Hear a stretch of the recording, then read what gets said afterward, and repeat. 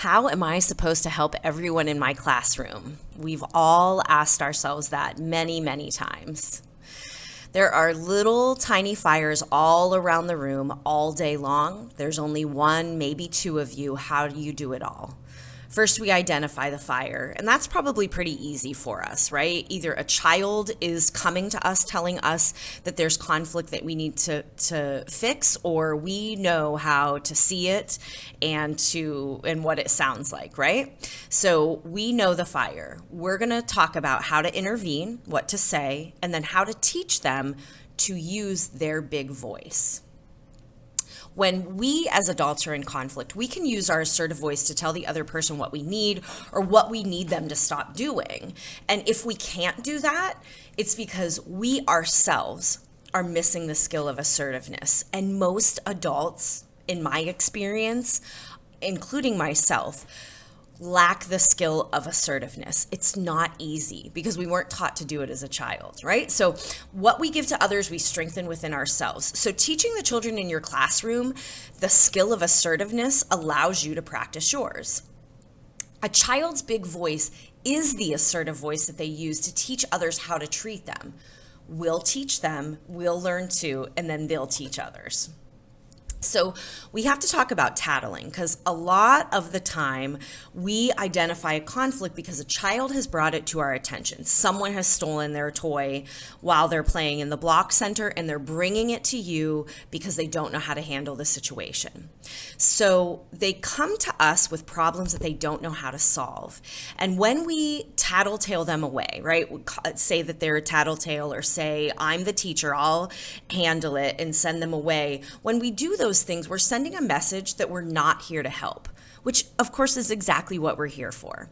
Now, understand too that when we do this to kids, when we tell them not to come to us with their problems, this is how dangerous people can talk children into keeping their secrets.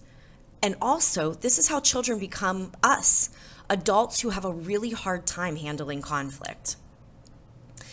Developmentally, children up to 8 years are programmed to bring their distress to adults for assistance. Using tattling as a teaching opportunity to help children see the wisdom in seeking adult help in times of need.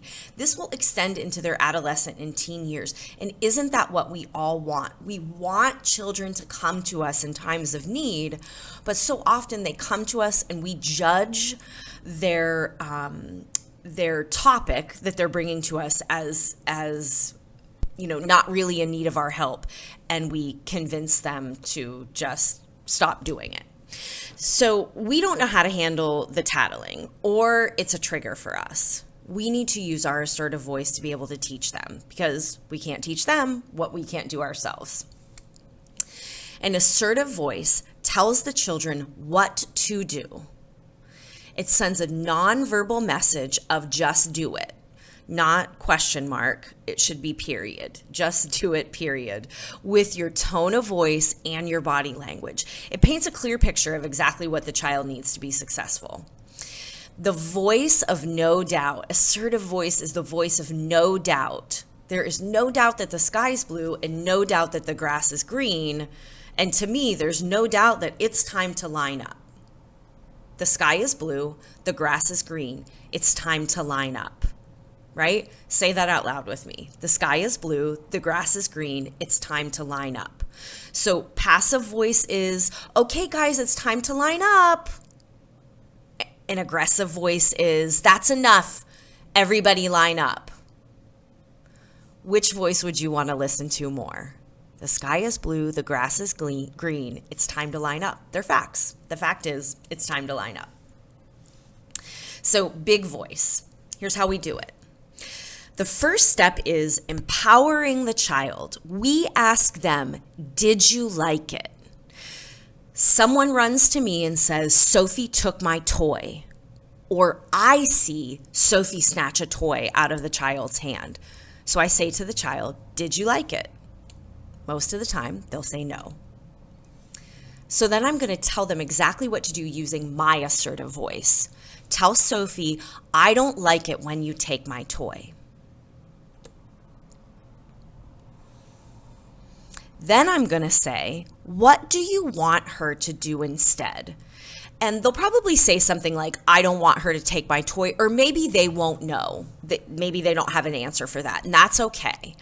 But we're asking them, what do you want her to do instead? Because we're asking them to tell someone how they want to be treated, right? That's empowerment. So we say, what do you want her to do instead? So let's say the child says, I don't want her to take my toy. Then I'll say, so you want your friend to ask for a turn. We can tell them that. Let's practice. Say, I don't like it when you take my toy. Next time, ask me for a turn. We practice. The child repeats it. Now check in. Are they being passive? Are they being aggressive? If they are, then you say, match your voice to mine, and then repeat it. So if the child is being very quiet, or they're still angry about it, so they're saying, I don't like it when you take my toy, I'm going to say, let's try it again. Match your voice to mine. Say it like this. I don't like it when you take my toy. Next time, ask me for a turn. And then have them repeat that back to you so you know when they're ready to move on. So you'll take them to the child and you'll do exactly that.